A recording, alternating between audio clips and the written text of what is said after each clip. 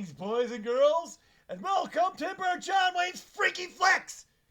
I am Emperor Jonwayne Frankenstein, the king of cringe, master of macabre, and your host of horrors, where I present some of my favorite cult classic and horror movies of all times, some of which are so cheesy we really have to bring them to you almost live from the cheese capital of the world, Wisconsin.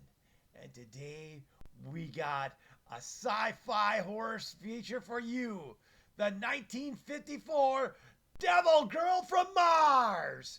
This is a British science fiction film, and oh boy, do they really overdo it with the British accents, let me tell ya. It's almost like watching an episode of Doctor Who, only cheesier. It's like all the cheese isn't from the moon, some of it comes from Mars. The Devil Girls from Mars, Earth menaced by fantastic powers. This film was directed by David McDonald, and oh boy, is it a great example of 1950s B-minus horror movies with a blend of horror and adventure. It tells the story of an alien woman who comes to Earth to collect men for breeding purposes. You know, it didn't have to be such a sinister invasion. I'm pretty sure if the women that looked at least that good, there would have been plenty of volunteers. The movie features Patricia Laffin as the titular Devil Girl, along with Hugh McDirt and Hazel Court. This movie gained a following over the years despite, or should we say because, of its campy charm and low-budget production. But like all classic British sci-fi, like Doctor Who, Blake 7, The Avengers, Miss Sapphire and Peel, all these movies, all these British sci-fis with all their low special effects and budgets still tend to be really great. And of course, this is a typical movie of Martian invasions, which were really popular during the 40s and 50s. Venus was another popular choice too, especially in earlier years, but Mars was the number one place for all the alien invaders to come from. And when you look at her face, and you look at that helmet, suddenly you realize that the face on Mars is really her. It's strange that all these scientists that were looking at this, trying to figure it out, didn't see. Look at that headpiece. It's clearly a helmet. It's a helmet. It's her. It's her. The Martians were letting us know they're coming to breed with our men. And all they had to do was go to the bar and wait for a few beers. And even if they're kind of ugly, they could have got some. We know that here in Wisconsin, where they consume more beer than any other place in the world. But I think we went on enough. It is time for us to roll the film. Yes, Devil Girl from Outer Space. I love how these old shoes always start with an airplane. Start with ba-boom. Plane gone. Devil Girl from Mars.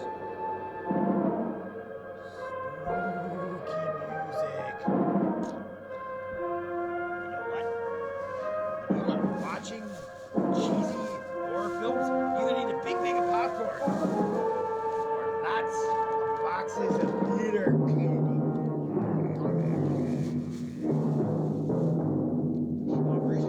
Better when I come in these theater boxes.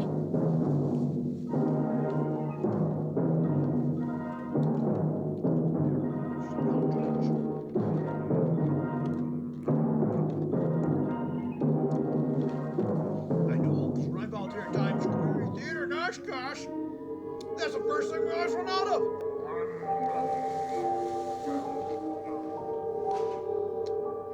It's not all my fault either. I don't eat well.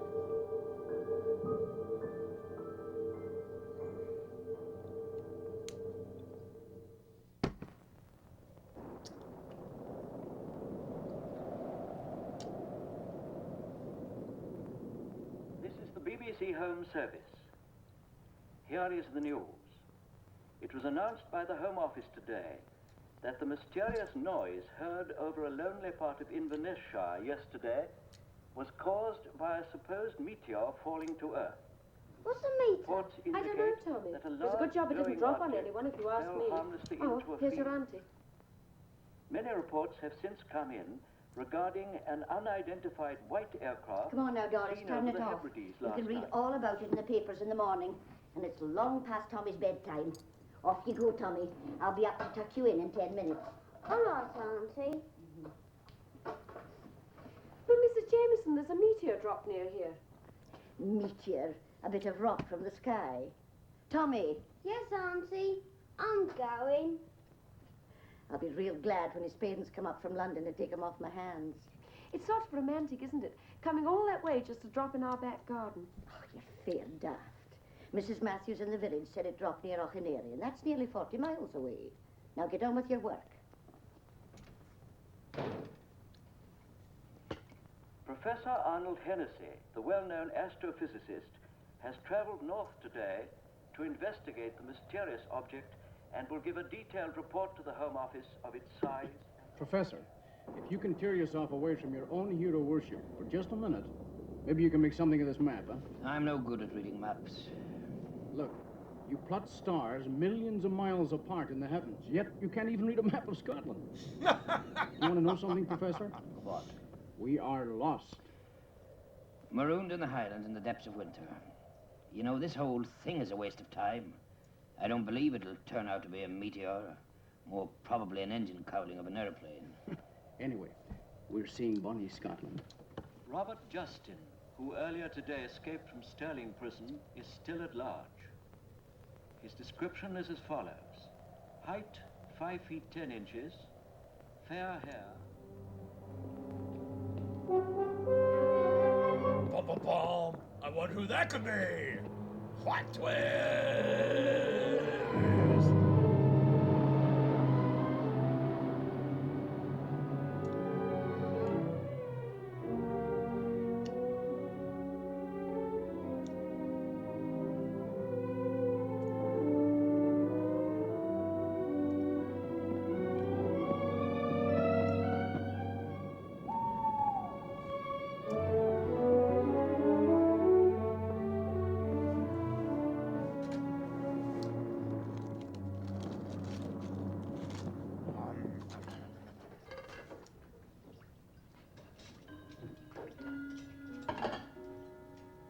Jamie, Yes, my dear? and where are you going? Just into the lounge, dear.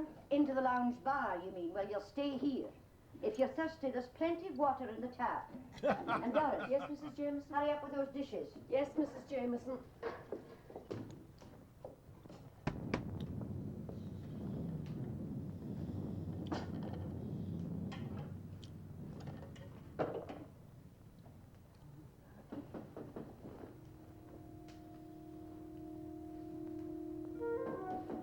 Suspenseful music.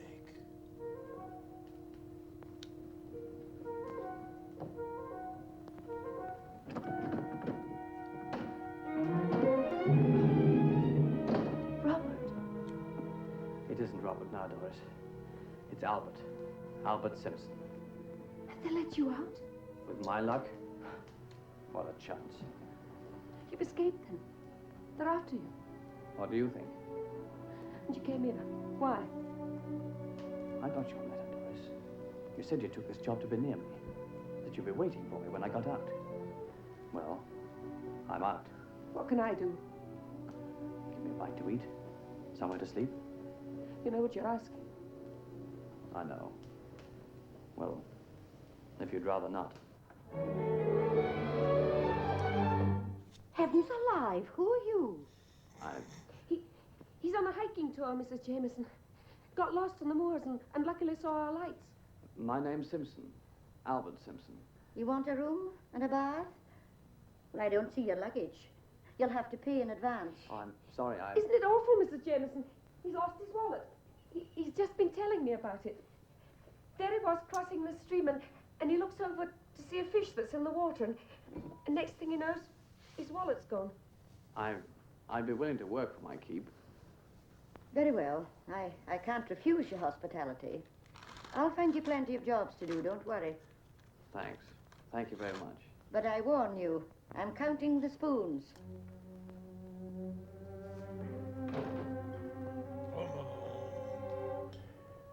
Thanks, Doris.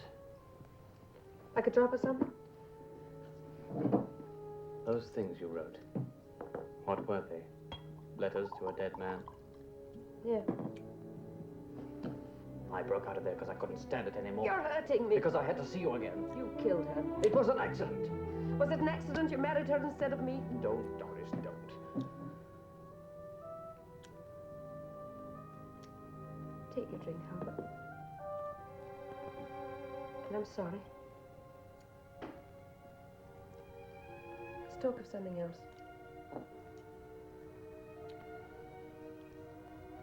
Have you been, Albert? How did they treat you in there? Did you read a lot? You used to like reading, Albert. Stop it. Who's staying in this place? Only Mr. and Mrs. Jameson and their little nephew, Tommy.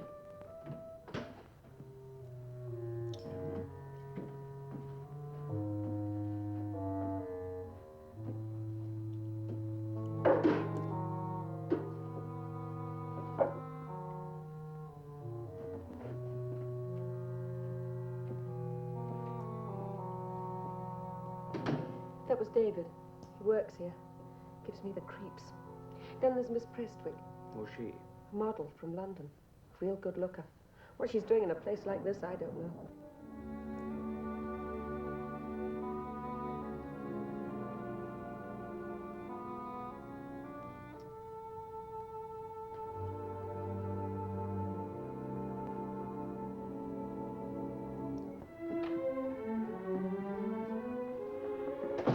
Good evening, Mr. Jameson. Good evening, miss. Looks as if we're going to have a storm. Indeed it is. But storm or shine, you are always pretty as a picture. The suit is man-tailored from Moore Grosgrain. The detail and pockets being unusually interesting, their effect being enhanced by the classical simplicity of the skirt. You don't say, miss. The suit may be used for town or country wear. Hey, and what about wear in the Scottish hotel in the middle of winter? Oh, Jamie. Oh. Come in, my dear.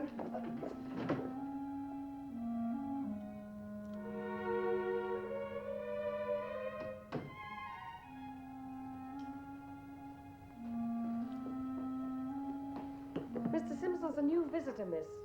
Just arrived. What are you, a fisherman? No, just a hiker. Your face seems awfully familiar to me. Really? Doris, where's the kitchen? Through there. Well, extraordinary man.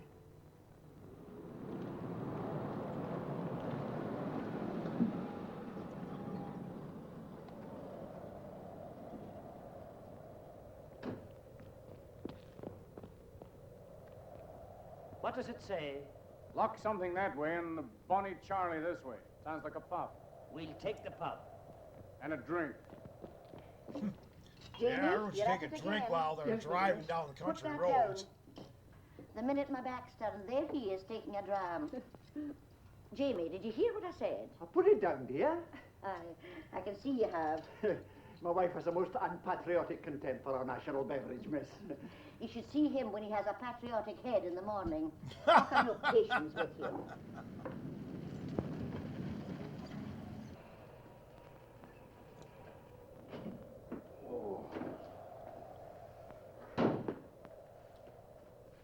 Here we are, Professor. The Bonnie Charlie. Look, Carter, I'm a very busy man. I think we should push on ahead. We could get a good deal further tonight. Professor, I've been driving since daylight. I'm not moving out of here until the morning. All right, but you won't get much of a story here. Well, I can always dream, can't I? Let's have a couple of big scratches. Right? We can knock them out. We'll go and see what they want, Jamie. Maybe somebody's come to buy a drink. Yes, my dear. All right, I'm coming. 6.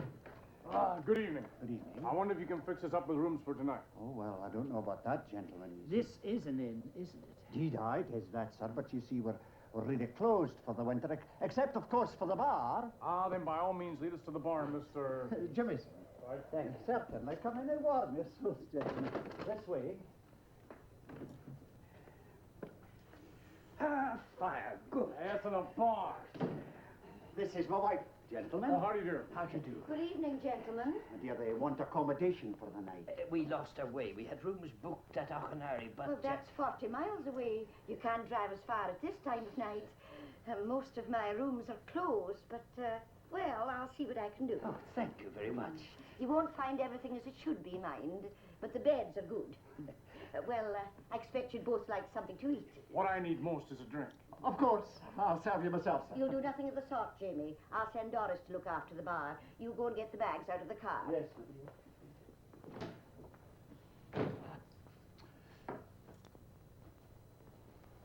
Why, hello. Good evening. My name is Carter, Michael Carter. I'm a correspondent in the Daily Messenger. Oh, really? I write a weekly article. You'd probably read it. Oh, probably not. I don't read the Messenger. Oh, well, such is fair. You're not the landlord's daughter. You're a guest. But from where? And why here in the depths of winter? Now, there is an interesting clue. Not many girls drink tomato juice unless... Unless what? Unless they're afraid of putting on weight. I know. You're an air hostess. So you're not an air hostess. Who are you? I'm Doris. I'm Michael. I should like a very large whiskey and a very small soda. Possibly this lady would like another of Oh, these, Miss Prestwick only drinks tomato juice. Hello there, Mr. Jameson. Professor John me a drink. Miss Prestwick is avoiding me. Oh, I'm not at all surprised. How do you do? My name is Hennessy, Professor Hennessy. The professor would like a scotch. Mr. Jameson, what about you? Oh, thank you. I'll have a wee scotch, too. Professor Hennessy, that's it, the radio. You were on the 9 o'clock news. Something about you coming up here to look for thunderbolts. Well, of course, there's no secret about it. Thank you. The Home Office has asked me to investigate a meteor that's evidently fallen near Auchenary. Mr. Carter here, he's covering the newspaper side of it. I'm sure I saw a flash of light in the sky. Really? Just a shooting star, to give it its popular name. Quite a common phenomenon, Miss Prestwick. Nothing to worry about. I've seen them before, Professor, and this was a much larger flash. When a matter such as the one I'm investigating gets reported in the newspapers, well, naturally people start imagining all sorts of things. You mean I thought I saw something that wasn't there? Well, you probably exaggerated its size. Come on, have a drink with me. That's it. Ah, welcome back to the happy circle. Well, let's all have a drink. Probably No, exaggerated it's the on the house. size. It's not every day we have Every a distinguished fisherman, professor from London. every a guy writer in the for bar newspaper. talking about their Johnson. Funny lassie staying with us. Drinks on the house. Jamie, what did you say? It's a good thing supper's ready. Will you take your places, please? Right. I hope you won't mind eating here, but it's the only room we're able to keep properly heated in the winter. Professor, will you sit there? Oh, Mr. thank you. Carter? Thank you. Now, I'm sure you're all going to like my Scotch broth. I'm sure we will. We've come a long way just to see a wee bit metal from the skies, Mr. Carter. Mr. Carter's editor hopes it'll turn out to be a flying saucer. Calm now, Professor. Don't be too hard on us. Newspapers are published every day. We've got to fill them with something, you know. And a couple of spaceships would come in very useful. Yeah, because Exclusive to at the that Messenger. time period, they were True, so but happy to publish articles Scotland about also flying is saucers. home of the Loch Ness Didn't Monster. cover them up at I all. won't hear a word against that decent animal. No, it did Scotland a power of good, man. I saw it with my own two eyes. Aye, that was the time you saw two monsters, Jimmy. Now, where's the bread? I told that young man to bring it. Albert. Oh, there you are. Well, come in. Come in. Well, What is it? I know you. I don't think so. Doris, be careful what you're doing, girl. That's Albert Simpson, Mr. Carter. He's a guest here. Is that so? And very welcome, too, isn't he, Mrs. Jameson? Maybe he won't be so welcome when you know who he really is. Don't you read the papers? Don't you listen to the radio?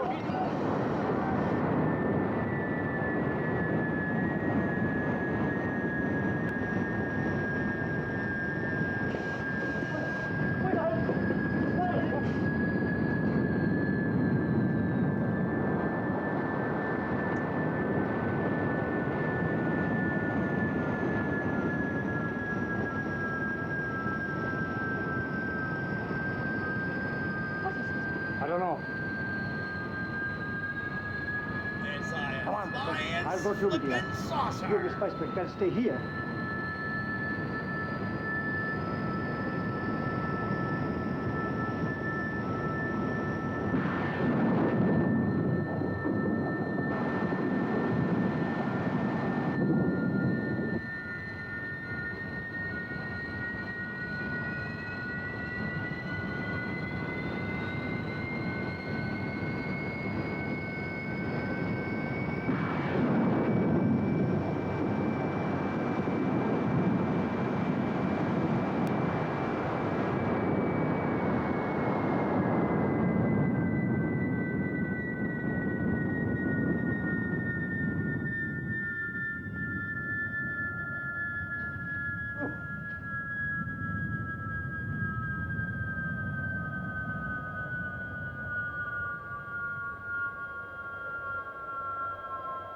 We can't get any closer. It's white hot.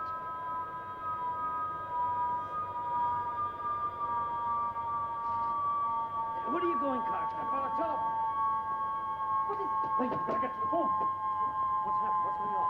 What is it, Mr. Carter? Hello, hello. Mr. Carter, what Hello, is it? hello. Is it a jet? What's the matter with this thing? Hello, hello. Mr. Carter. Hello, hello. It's an aircraft, all right, but like nothing I've ever seen before. Hello. What do you mean? Hello, hello. It's like something from another planet.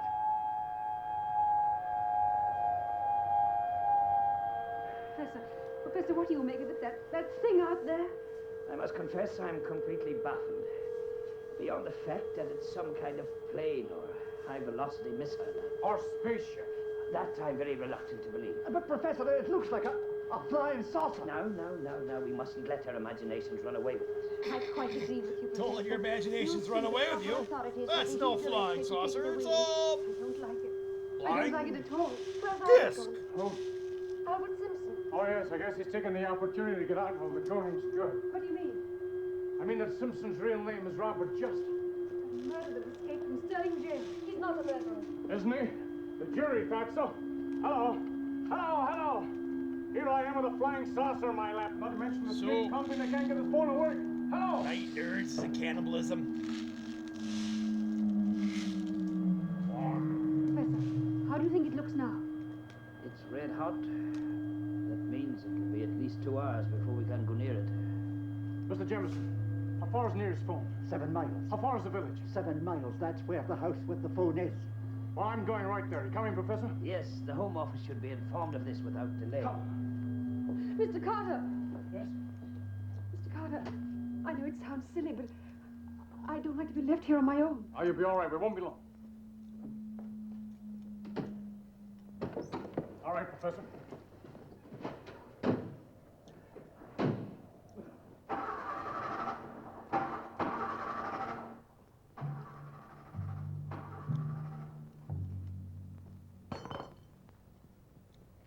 Who's there?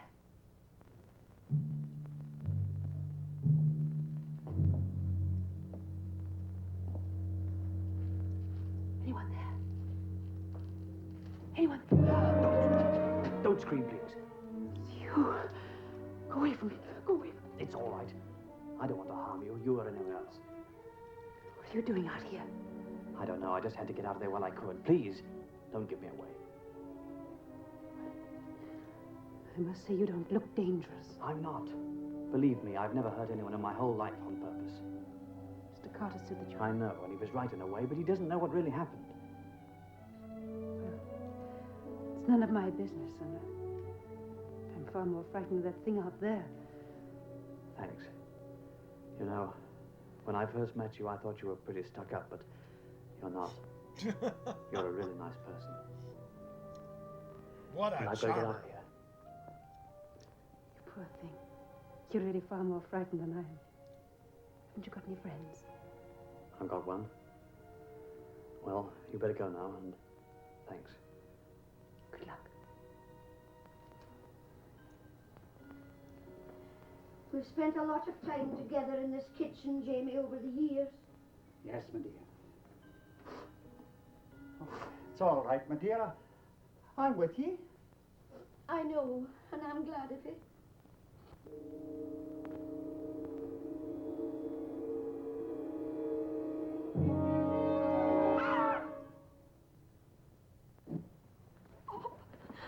I thought you'd gone. Where is everyone? The professor and Mr. Carter have gone down to the village. That reporter, did he say what he was going to do about me? I don't know, but I'm sure he'd turn you in if he got the chance. He won't get it. Why did you come back? Why didn't you go when you could? Because I couldn't leave you just like that. Come on, I've got an idea. What is it?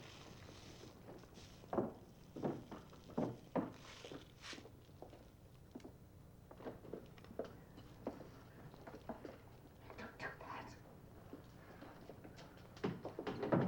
Someone might see it. What is this? You're staying here. No, I can't do that. Why not? It's the risk you've been taking. If they found out you've been hiding me, you know what it would mean. Prison for you, too. But no one's going to look for you here. That reporter thinks you've gone. They'll never give up looking for me, Doris. But you won't be you, silly. We'll make you look different. Maybe you could grow a moustache. You'd look nice with a moustache, Albert. And then what? Well, perhaps we could go abroad. Just the two of us. Ireland.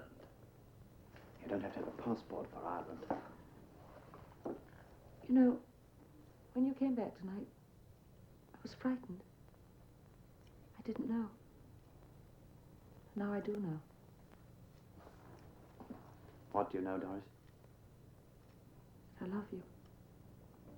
I've always loved you. Aww. That's that sweet. And here he's just hitting on the fashion model. Kind of a playa, isn't he? Got to go now.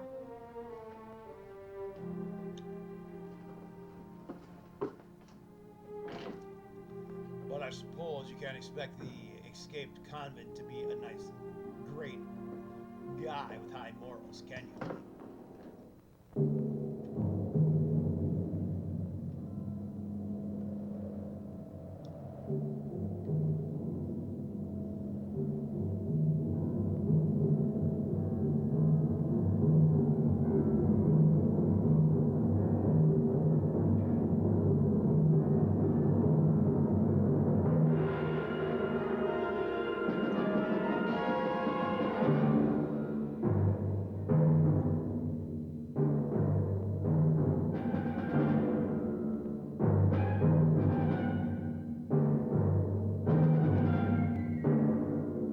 Darth Vaders' mother?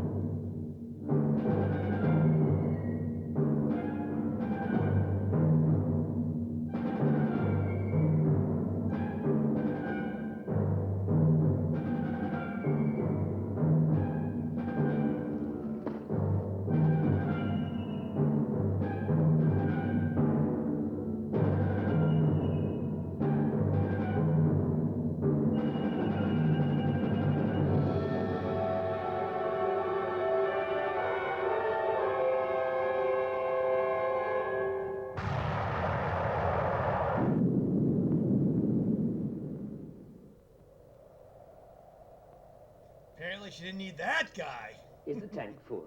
The tank is full. I've checked the carburetor and ignition. This car is perfect. I can't understand it. Just like the telephone. Well, what's to be done now? Do we walk to the village? Professor, Huh? I think we'll stick around here. Yes. You may be right. Otherwise, we may miss something important. Come on, let's go inside and not stand freezing out here. This way. I'll try that phone again. Doris fixes up a couple of big scotches, will you? Oh. Hello. Doris.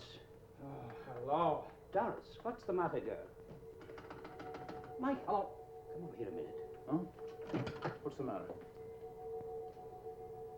What do you make of this?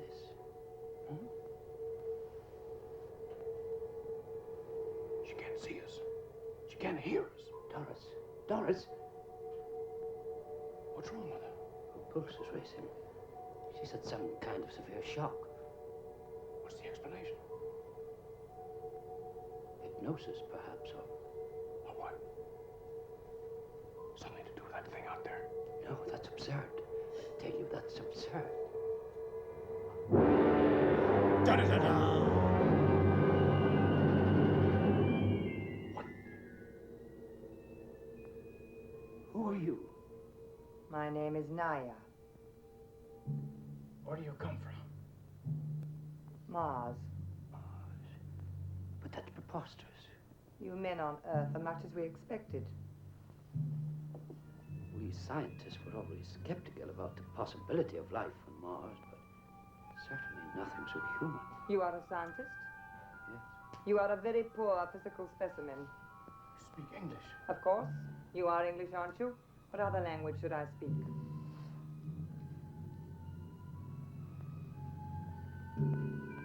You speak other languages.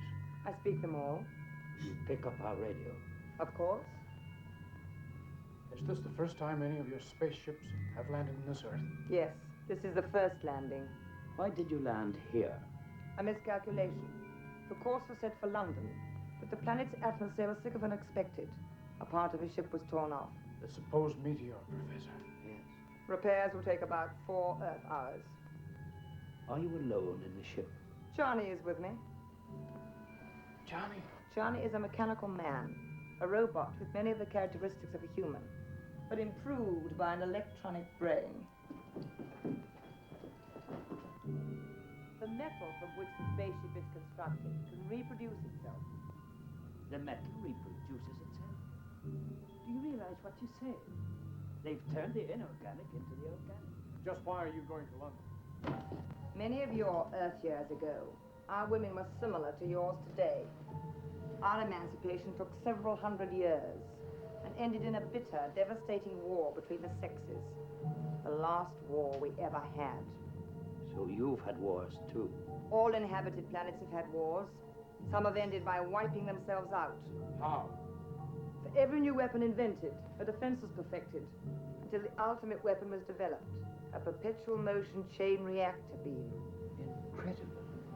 What form did it take? As fast as matter was created, it was changed by its molecular structure into the next dimension, and so destroyed itself. So there is a fourth dimension. After the War of the Sexes, women became the rulers of Mars, but now the male has fallen into a decline. The birth rate is dropping tremendously, for despite our advanced science, we have still found no way of creating life. So you come here for new blood? In a way. But also to test a newly invented organic metal, of which my ship is built. On Mars, some think I will not return, that the metal is too unstable. But when I get back, we will build more spaceships. Meanwhile, I will select some of your strongest men to return with me to Mars. And if they don't want to go with you? There is no if. Your philosophy may not be appreciated.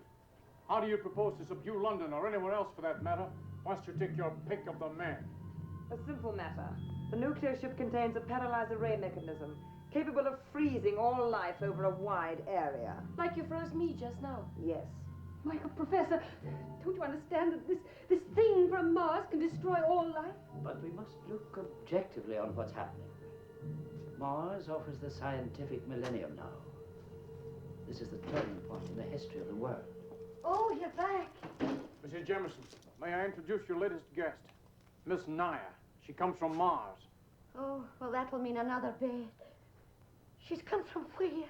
From Mars. Oh, Jamie. Jamie. Oh. Mr. Jameson, where is he? I'll go after her. Mrs. Jameson! Mrs. Jameson! Oh, Miss Mrs. Preston. Jameson, what happened? It's David. I can't find him anywhere. Oh, Jimmy. David, he's vanished.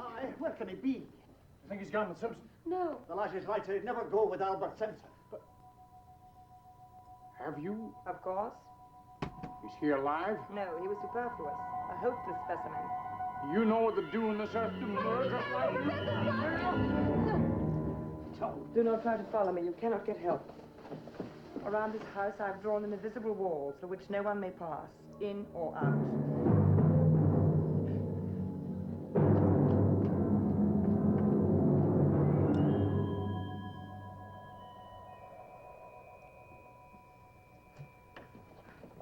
An invisible wall. I don't believe it. Well, I do. When she went out of here just now, she just vanished. But that's absolutely ridiculous. I'm a scientist. I believe what my brain tells me to believe, what I can see with my own eyes. Even when it's there and you can't see it, Professor? And that explains the car and the telephone not working. I'm going to try and find this No, invisible Professor, wall. no! come back, man! Come back! Oh, Mrs. Jameson, what's to happen to us? All of us everywhere. I don't know. But whatever comes must be met with courage. Remember that and put your trust in the Lord. Come on, Jamie, while we're still alive, we might as well have a cup of tea.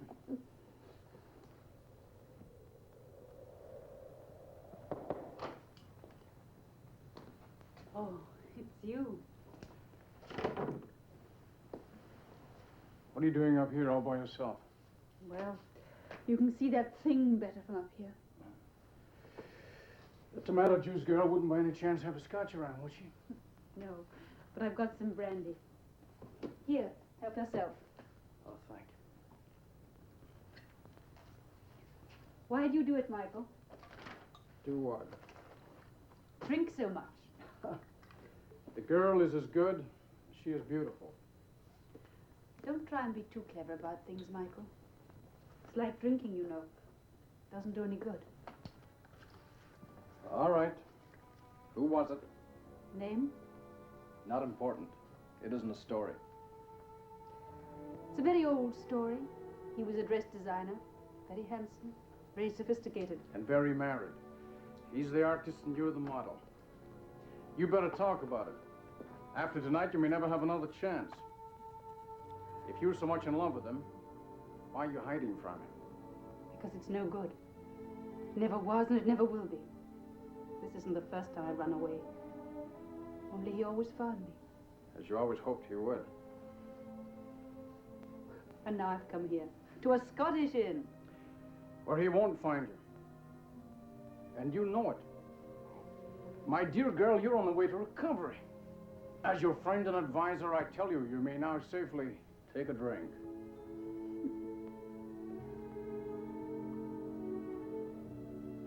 You know, I don't really like the taste of alcohol. Really?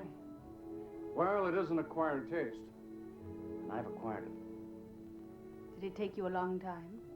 To acquire it, I mean. Long enough. There was the Spanish War, the invasion of Italy, D-Day, Belsen, spell in Czechoslovakia, a few atomic explosions which I did not see, and now this, a Martian ship, a flying saucer. But for me, it's not so much a landmark as journey's end. Now I'm letting my hair down.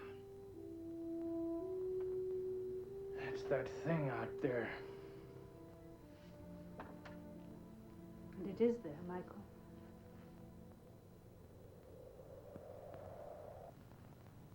Good Lord.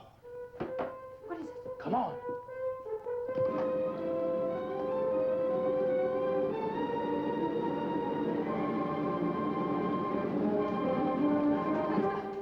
What's happened? What? She wasn't lying. It's there. What is it? The invisible wall. I walked down the garden, down the end where the slope is. I crashed into it. It was just like crashing into a brick wall. Good gracious. I'm just a little Mrs. Jemison, shaken. we better get him inside. Oh, dear, yes. Take it easy. Steady. Put him in that chair, Al. Thank you. There, nurse. Quietly. All right. Michael, give me a handkerchief. Dear me. Give him a little brandy. Here, you poor man, drink this. Thank you. What does one do about something one can't even see? I don't know. I honestly don't know. I do. She's got a gun of sorts. Then so have I. Jamie, give that thing to me at once. I'll have no one playing with firearms around here. Someone might get hurt. That Mrs. Jemison is a general idea. You mean you want to shoot her? We've no choice Unless what? unless we take her prisoner. Or even for that, we'll need the gun. It isn't just for us. There's enough destructive power in that ship to wreck the whole country. You better let me have that, Mr. Jemison. I'm used to things like this. It's kind of ancient, isn't it? How many shells have you got? Just the 5. Mind you, I don't know if it'll work. It hasn't been fired these 20 years. Oh, boy. Mr. Jemison, go behind that bar. Pretend to be busy, will you? Professor, stay right here. Mrs. Jemison, Ellen, I think you better go outside. I'm not leaving Jamie. And I'm staying right here. All right, if that's the way you want it. Michael, listen.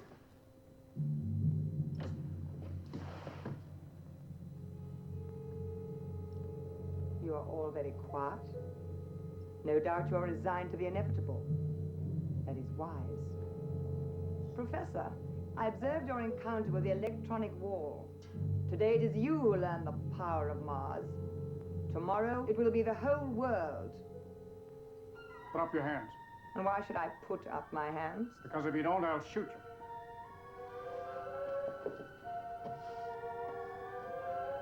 Get back or I'll fire.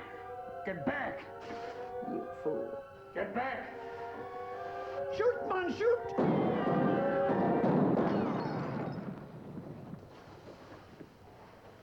You poor demented humans. To imagine you can destroy me with your old-fashioned toy. What do you know of force? Forces will use it on Mars. But you shall know. You and the rest who dwell on this planet. I can control power beyond your wildest dreams. Come. Come and you shall see.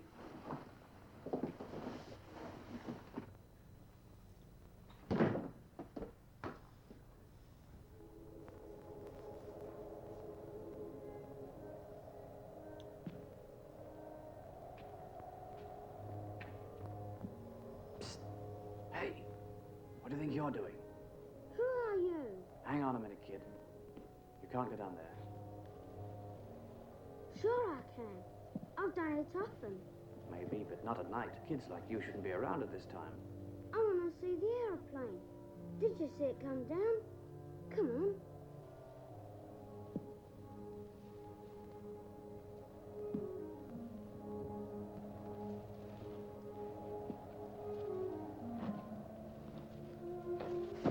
Now look, kid. I'm in enough trouble without looking after you. What sort of trouble? Oh, trouble? Are you a Secret Service agent? No. Gee, maybe you're a killer. No, kid, but you shouldn't say things like that. Come on, mister. Auntie will see us if she comes outside. Let's get into the trees and look at the aeroplane.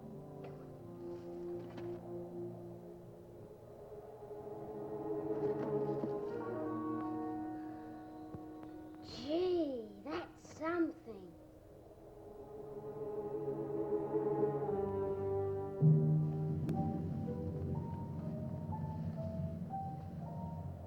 Now, Earthmen, look.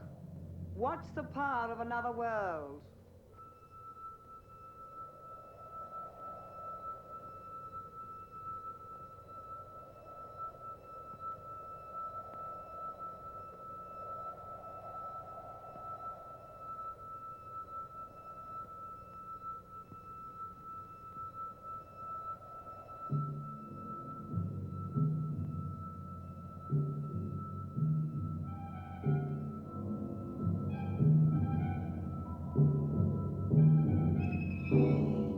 It's an openable door! What power!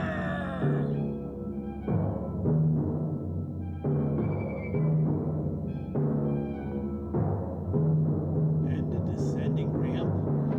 Holy cow!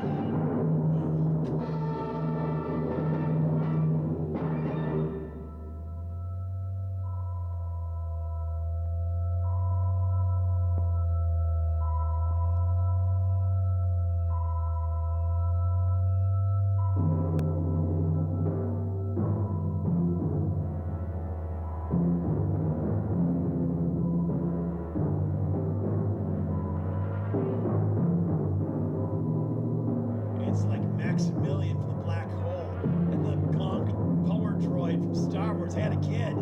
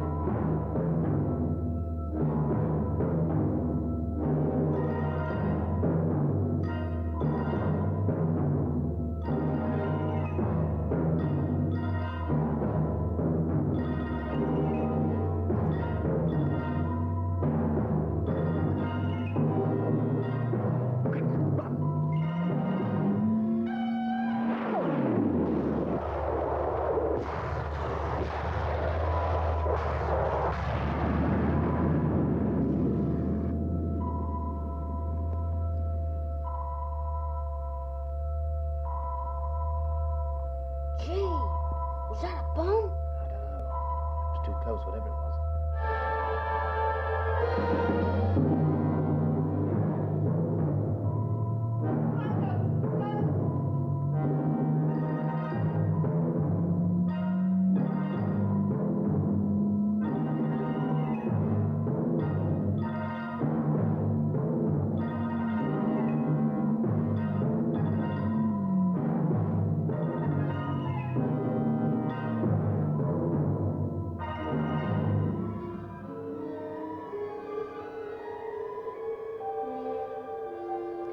Get out of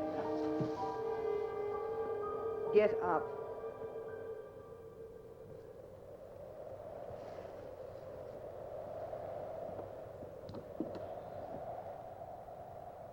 Gee, you're just like the Black Spider. Danger's always having trouble with her. You speak in riddles. What is your name? Don't talk to him like that. He's only a kid. Leave him alone. You should plead for your own life and not for his. He will be safe with me. Who are you? What's going on? Where do you come from? You ask a lot of questions. I will deal with you later. Come, we will return to the ship. Goody. You aren't taking him anywhere. You speak unwisely. Just try taking him. You can't play any of your tricks with me. No?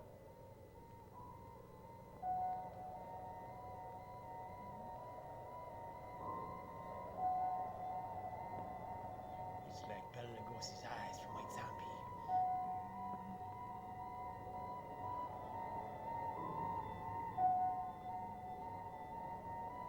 Come.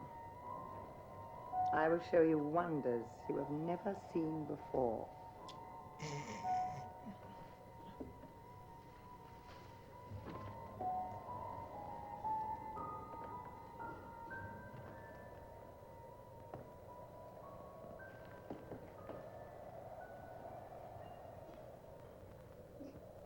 I don't know whether I'm awake or dreaming. My mind just won't accept it. If only we could get in contact with someone. I'd give anything to see a squadron of heavy bombers right now. That wouldn't help at all. There's probably enough power out there to repel any bombs before they explode. That horrible robot. That machine. Michael, I'm frightened. Don't worry, dear. I suppose worse things have happened. Aye, but not much worse. If only we could get inside that spaceship. I wonder... Have you any ideas, Professor? What's that? Jamie! Oh! No doubt you are having a council of war. It amuses me to watch your puny efforts. The wise man always seeks to discover the truth. Even his means of doing so are limited. It would take you 1,000 years to learn a fragment of what we have achieved. Perhaps not, if I had you for my teacher. What do you mean? As a scientist, I can only believe the evidence of my own senses. So far, the only thing I know about you is that you can kill. That is also a human accomplishment. You say your spaceship is very powerful. We also have powerful machines. None to equal those of Mars. Indeed. You say you believe the evidence of your senses. Very well, then you shall see. Perhaps then you will realize your helplessness. Come! Professor, don't go! I must.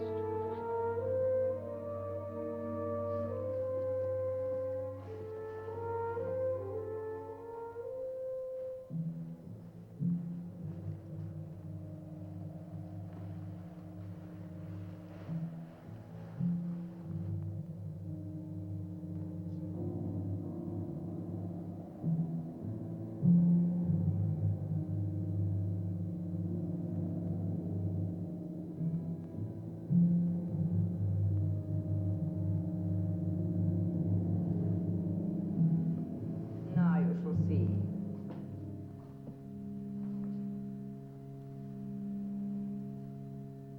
But it's quite cool.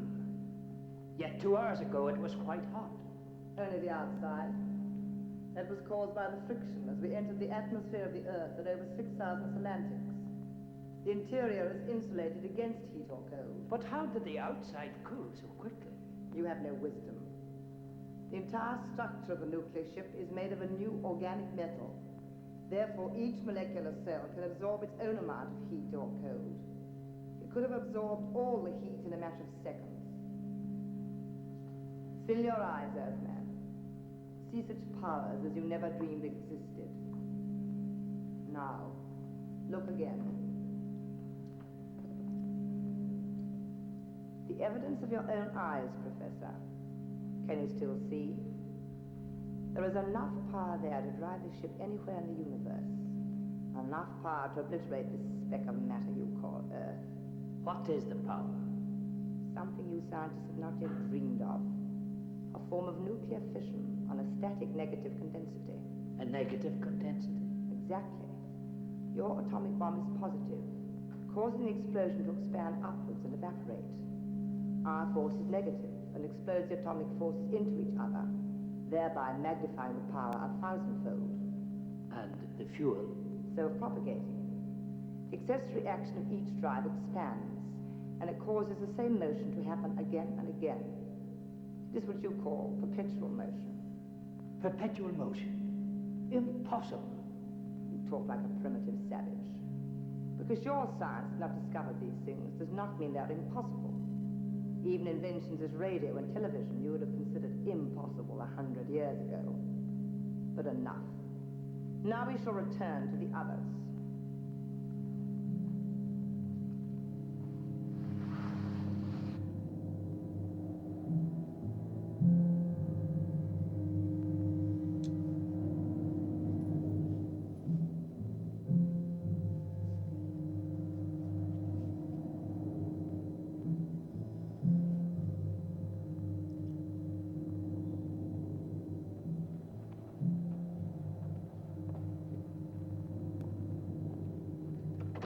Do you think it'll work? Kill that switch.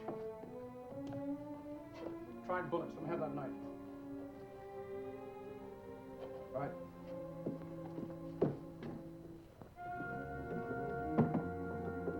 What happens if the professor comes first? Then we failed. I'm going to stand by that switch. Let me know who comes first, right? Okay. They're coming. The professor's coming first. Oh, you sure? Yes. No, they've changed places. Now, Michael, now! Right.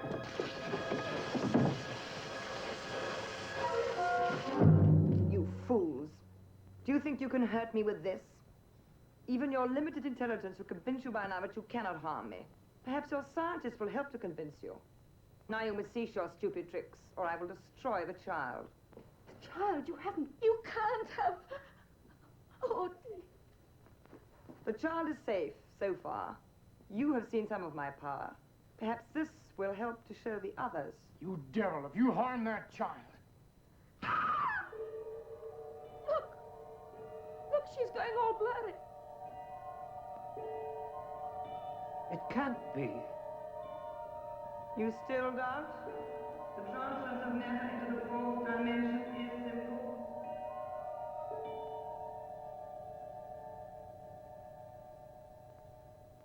I can't stand anymore. I never thought I'd live to see the day. How did you get him? How did you know he was here? He's not there. The poor lad's in that devil's hands. I'll never forgive myself. Oh, now, my dear, you mustn't blame yourself. We're just simple folk up against a strange power. We can only trust in the Lord. But we must have sinned something terrible. Michael, no. We've done enough talking, Helen.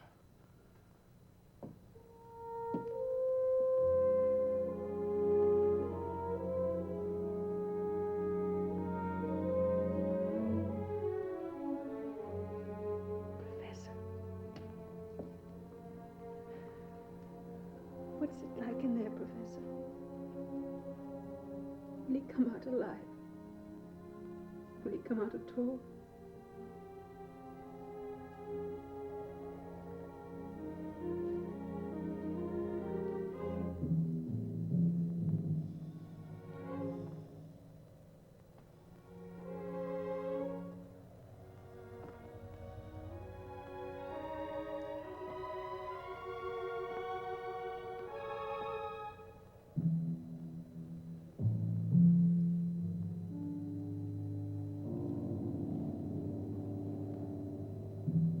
What is it?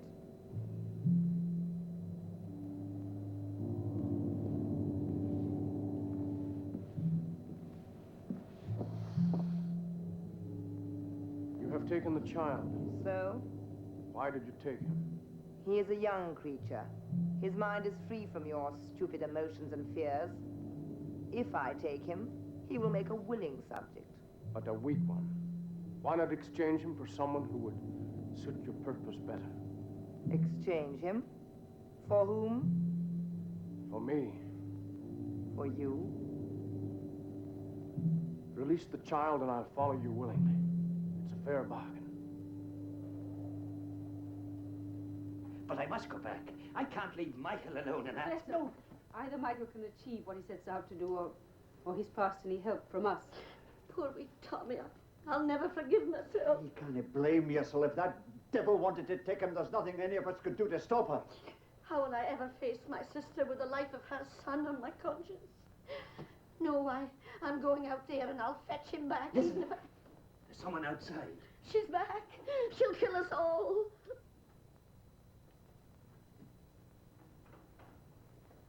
I bet that scared you. Tommy! Oh, thank God. Oh, dear. Little bugger!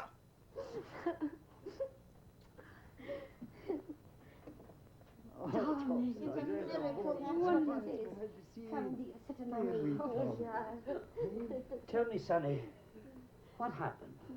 I saw the aeroplane come down from my window. I wanted to have a look. I put on my trousers, Auntie, so it was all right. Oh, dear. Then Yes? I climbed down the roof with a nice man. What nice man? He was up in the attic. He came with me. What's got into her? Go on, son, go on. Then we went across to the barn, and we saw the big machine come over. Then we turned and ran and ran. And then we met the lady in the black blind suit. Mercy me, you poor laddie. Oh, it was fun. Then she took me back with her to the aeroplane. But she didn't show me much. I waited for a long time in a bright sort of room. Then she came and told me to come back. Gee, wait till I tell the fellas at school. Tommy, did you see a tall, dark man in there? No, there's nobody there. Jamie, take him upstairs. Come on, son, come on. There's a sus with a big heavy boy. Come, my dear, and help me put him to bed. The Lord be praised, he's safe back with us. Albert, you're all right. What were you doing in the garden? Foolish woman, running like a frightened rabbit in the night. What's the matter, Albert? You're talking all funny.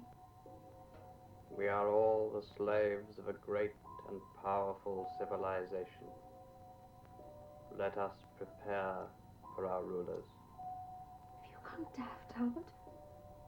I thought you'd gone away. Go. There is not much time.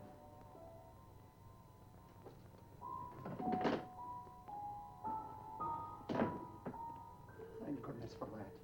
But what do you suppose has happened to Mr. Carter? I don't know. Still, if she let the child go. Michael!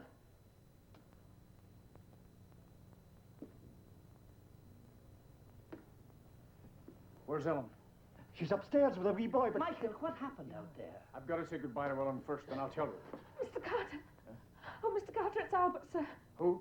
Albert Simpson, he's upstairs. But I thought the chap was miles away. No, he didn't go. He came back to me. But something's happened. He's talking all funny and he doesn't seem to know me. Oh, quick, sir, come upstairs. All right. Wait a minute. Go downstairs. Oh, Mr. Carter. Go downstairs. Simpson.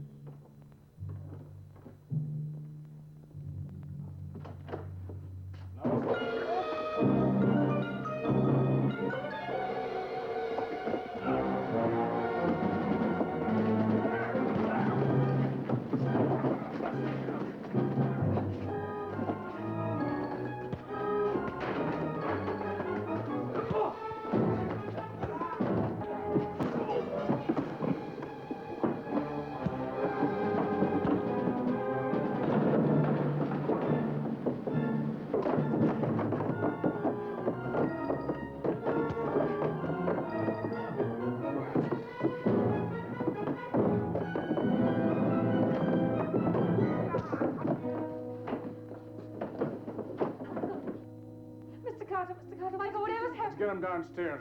Clean him up then.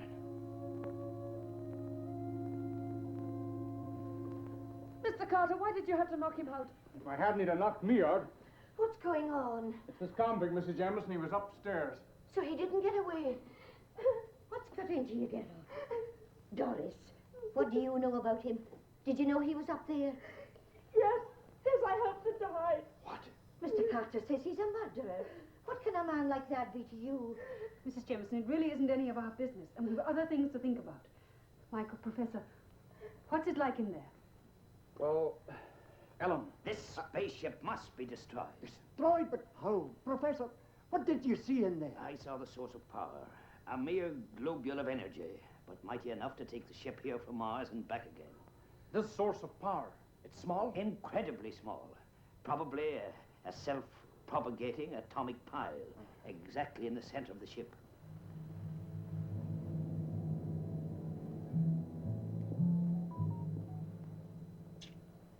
Perhaps one determined blow delivered might release this power in the form of a terrific explosion. A blow delivered by the right person, given the right opportunity. But that would be suicide. Certain death to whoever delivered the blow. One life in exchange for millions. Yes. Professor, what are you trying to say to Michael? What is it that I don't know? Ellen, It is time, Earthman. Oh, what does she mean? Ellen, I've got to go now. With her? Why? Because he made a bargain. He is returning with me to Mars of his own free will. Why do you weep? Because I love him.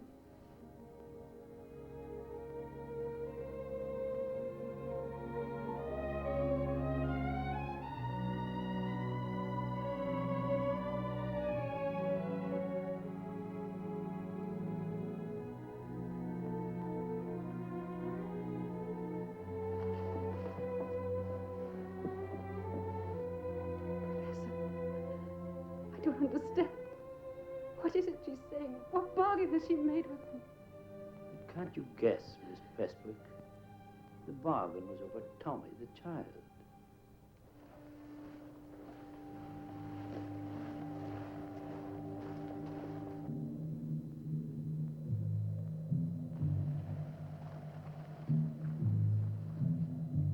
You made your bargain. Do not regret it. I am not regretting it. It is better for you and your people to know how helpless they are. The tricks they tried, how childish they were. Nothing can resist this power.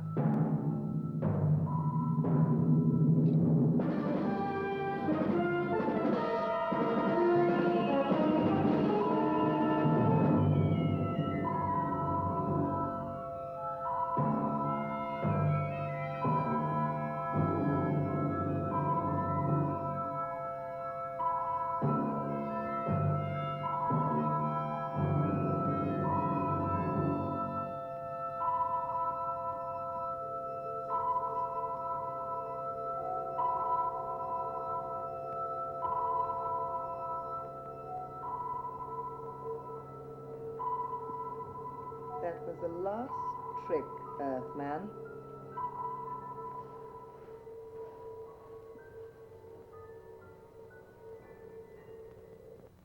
They're coming back. Maybe she's changed her mind. I doubt it. Michael. Michael.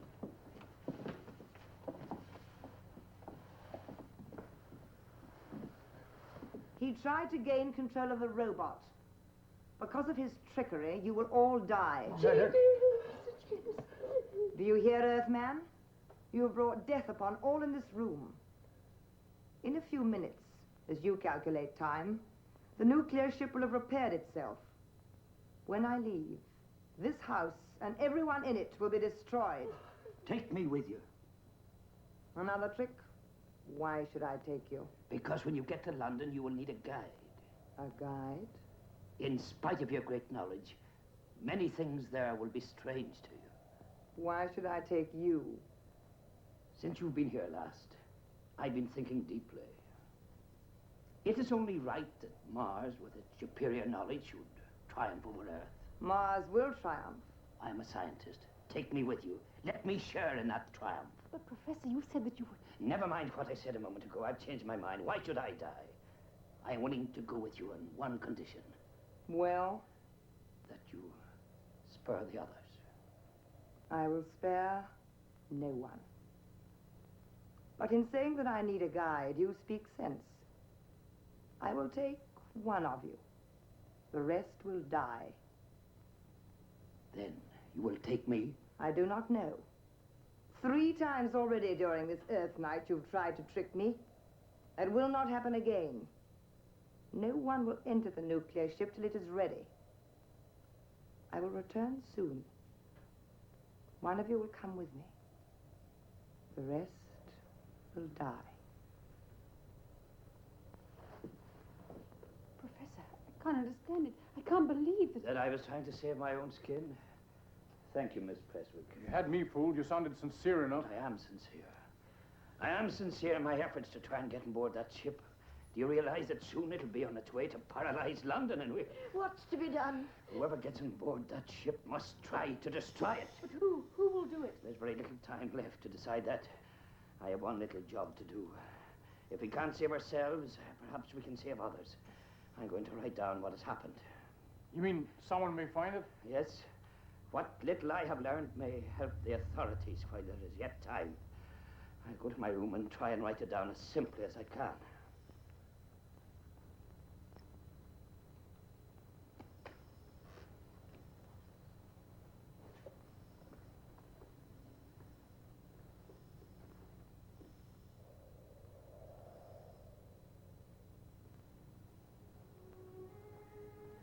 The atomic structure of the metal from which the ship is constructed is apparently organic. Molecules can reproduce themselves, the same principle as a tree or vegetable. And like any living thing, it must have a weak spot, a vital spot at which one can strike. I'm 26, Michael. And in all those years, I haven't done a single thing I really wanted to do.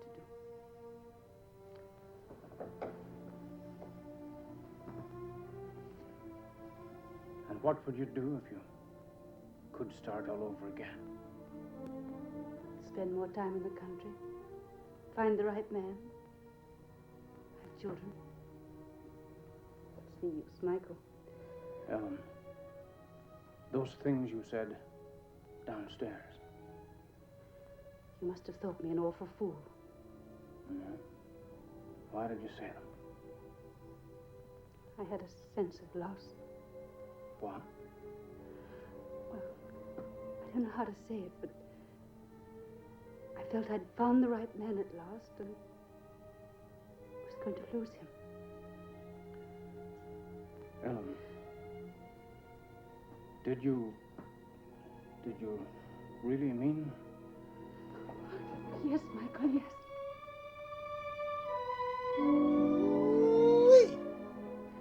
Oh, I'd have made a no good husband. I'm not particularly fond of the country. And as for... Oh, Michael, you'd have made me very happy. Why didn't we meet years ago? This business of people meeting and falling in love. You know, if that thing hadn't landed out there, we'd still have met. We'd have been indifferent to each other. Privately, you'd have thought me just a self-opinionated newspaperman. What about me? Just a stupid girl from the big city dazzling the natives with clothes she gets for next to nothing. You wouldn't have known what the other was really like. Oh, Michael. No.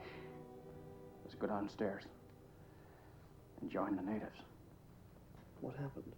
You all right, Albert? I think so. What hit me? That woman? Never mind about that now, Albert.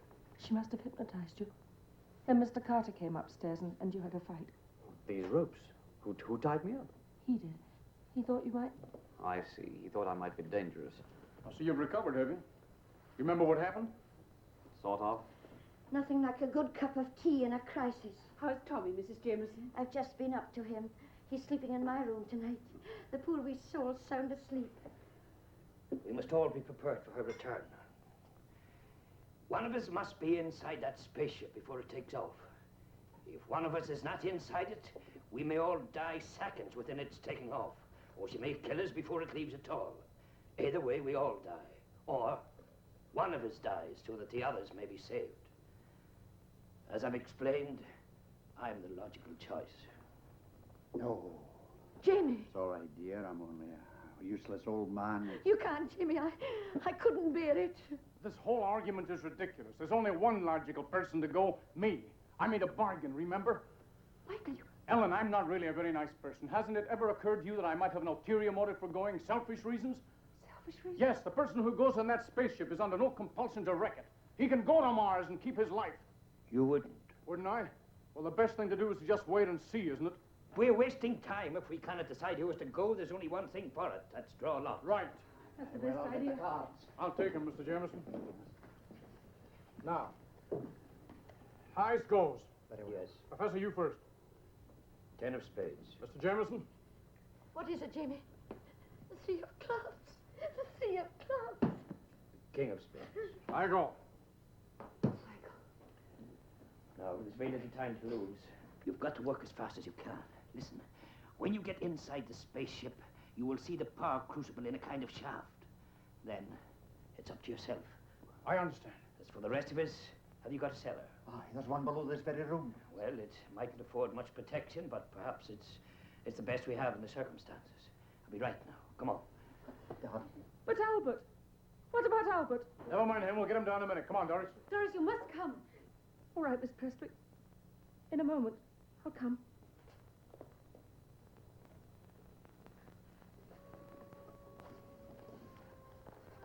Albert, are we really going to die? Perhaps, Doris. Perhaps we are. But I'm scared. Nothing like this has happened to me before. Nothing like this has ever happened before. But why to us? Well, it had to happen sometime. Somewhere.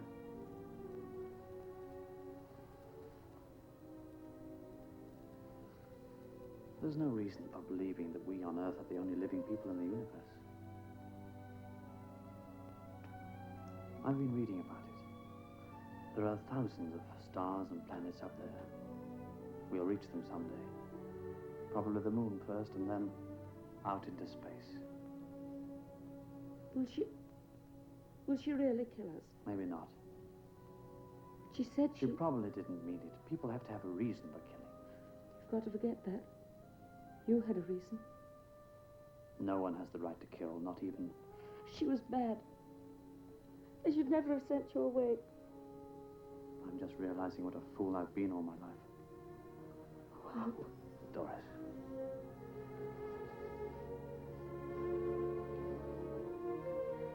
Come on now. You must go or they'll miss you. Go and hide yourself somewhere.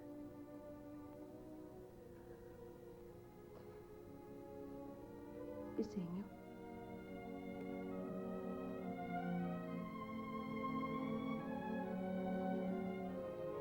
Goodbye, Doris.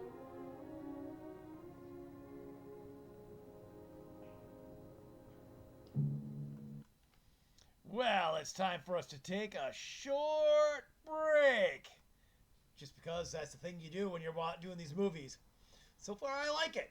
I mean, this is an extremely long movie, about 3 hours long, but it's not particularly boring. Granted, it's not all action-packed or anything. It's much more intellectual, which, well, you can say a lot about the British TV and movies and stuff.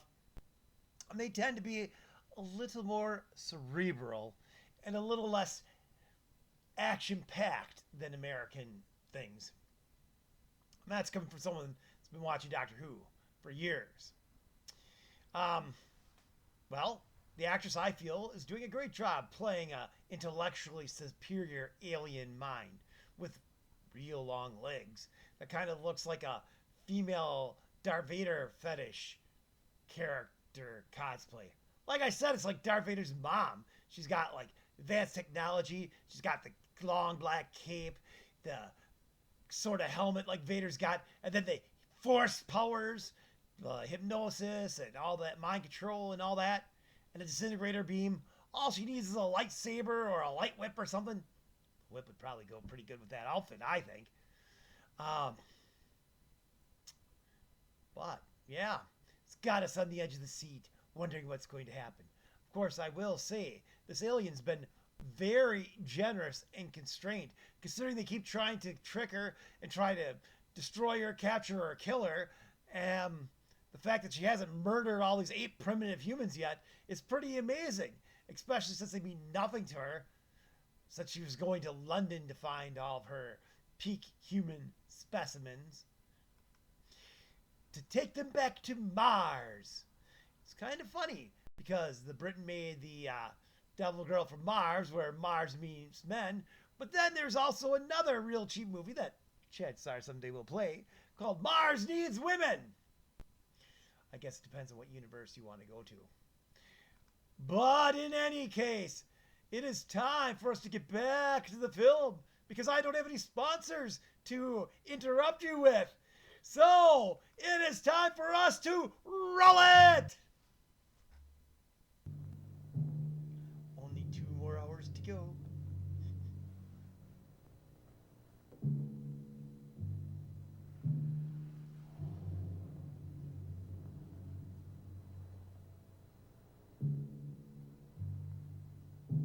So you are coming. Yes, Where are the others? they are hiding. They are afraid. Do you go with me of your own free will?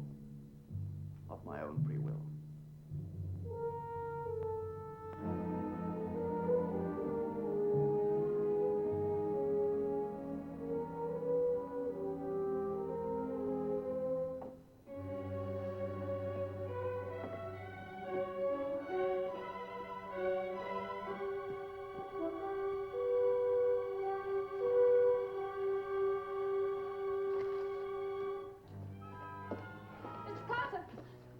Later, Doris. I've got to get Albert gone first. Please.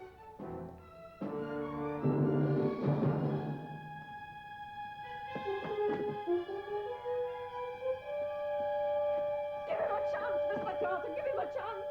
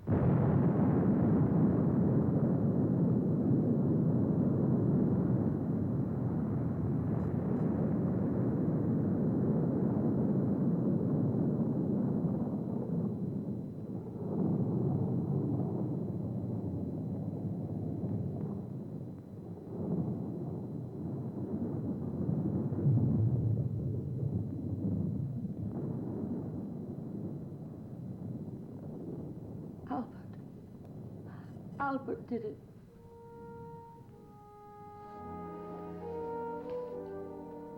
Mr. Carter!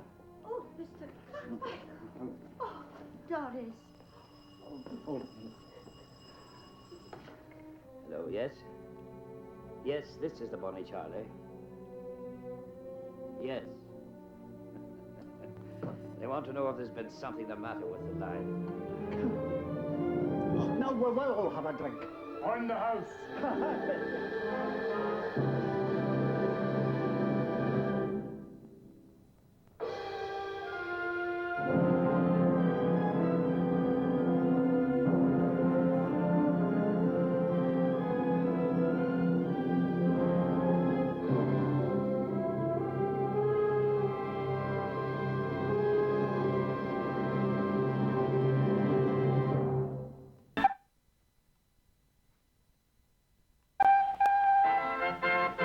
Bonus cartoon! Just for you!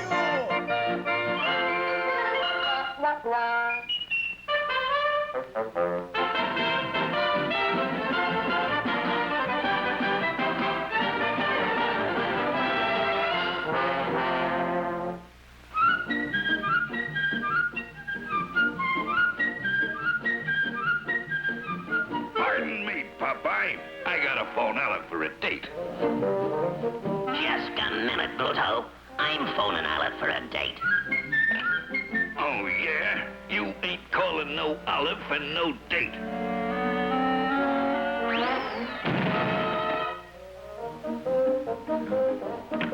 Now, my former partner, Spicy Larry, always says I look like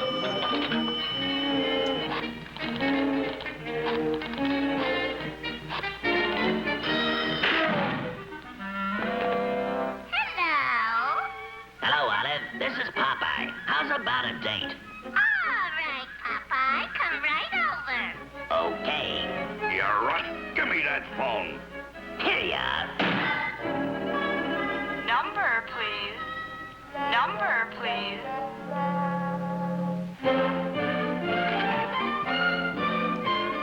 Hiya, Olive. Here's your little old lover bow. I'll be ready in a minute, Popeye. Okay, Olive. Take your time, but hurry up.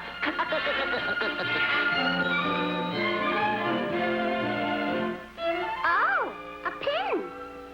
See a pin and pick it up, and all the day you'll have good luck.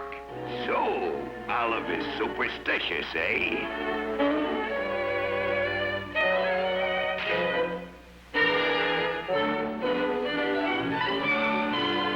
Oh, look, Popeye. It's Friday the 13th. I'm not going out today. Why, Olive, there's nothing to them silly old stupid stations, and I'll prove it to you. It's supposed to be bad luck to open an umbrella in the house. Oh! Popeye, you close that umbrella immediately. Don't be silly, Olive. Here, you hold it. Oh, dear. See, what did I tell you? There's absolutely nothing to that silly old stupid station.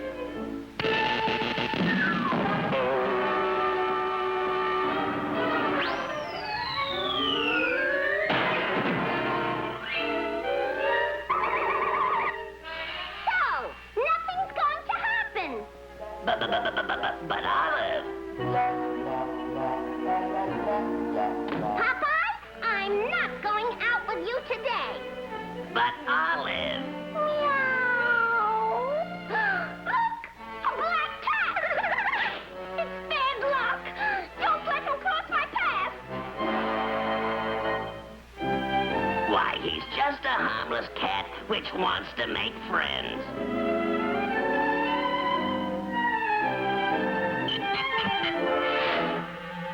Oh my gosh, the goldfish!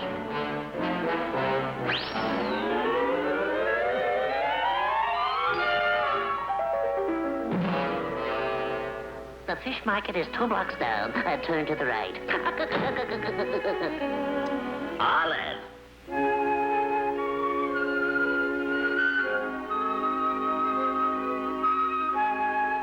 Takes a look at yourself in the mirror, Ollie, and sees how funny you looks.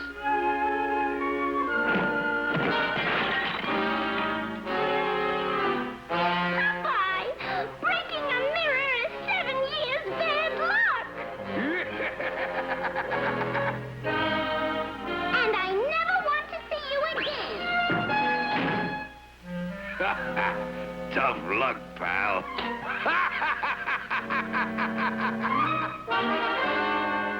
Why, that double-crossing Pluto.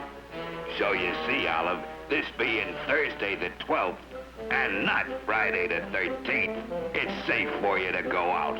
Well, that's different.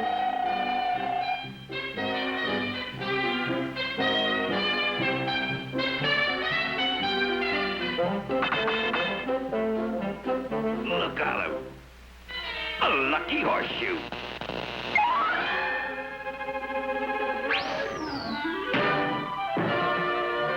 Being under a ladder is bad luck. Bad luck! Oh, no!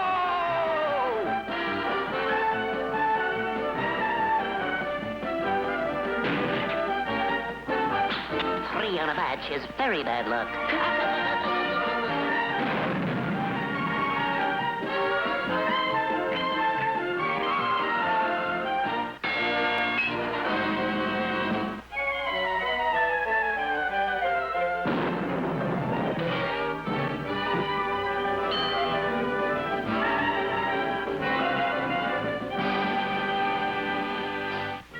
Like I was saying, Olive, stupid stations is debunked. Oh my gosh. Bread and butter.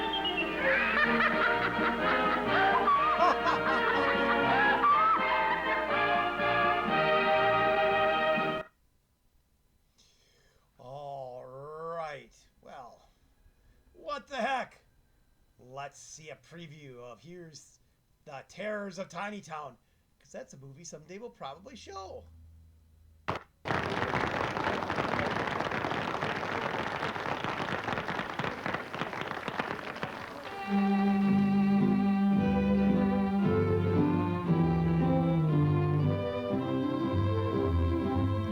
Let's go way up on the hill. Breathe and pure check and unchill. Instead of tumbling down into town, we'll go around talking of love. We get up on the hill where all is quiet and still. Instead of tumbling round into town, we go around speaking of love. Bluebirds are singing on high while we're together. The clouds are all rolling by. We're in for sunny weather. And I'll be your Mr. Jack. And I'll be your Mrs. Jill. The crowd will congregate, celebrate the wedding of Jack and Jill. Let's go way up on the hill. Pretend I'm Jack and you're Jill. Instead of tumbling down into town, we'll go round talking of love. When we get up on the hill, where all is quiet and still, instead of tumbling round in the town, we go on speaking of love. Bluebirds are singing on high while we're together. The clouds are all rolling by. We're in for sunny weather. And I'll be your Mr. Jack. And I'll be your Mrs. Gill. The crowd will congregate, celebrate the wedding of Jack and Jill.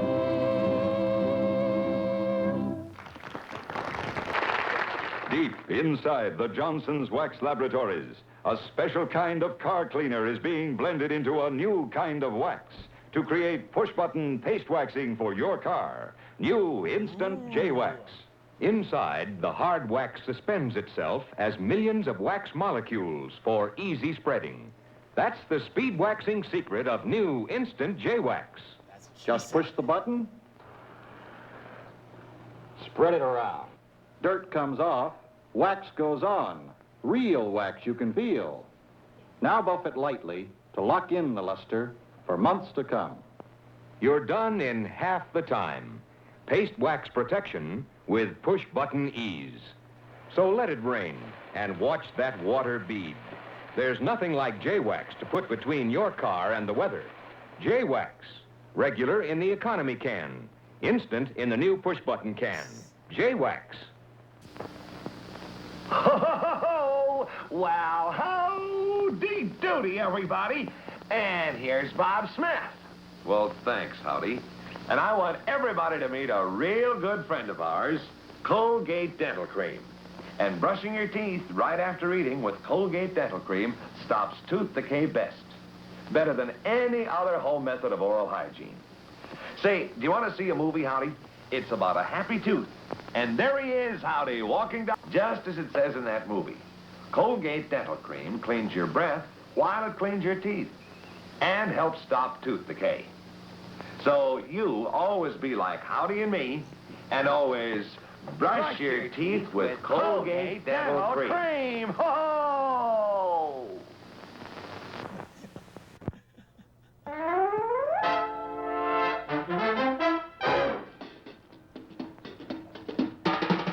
Oh, the time is now, the time is here. Now's the time for a bite of cheer. A tasty light where the price is right. Well, look here, you'll dig this sight. The moment's handy for a piece of candy. Just name your brand, they're all so grand. Hey, what do you think of a nice cool drink? Or a big box filled with a popcorn thrill? Let your taste buds meet with an ice cream treat. Refresh yourselves, it's time to eat. So come on, folks, let's join the band as we all head for the refreshment stand.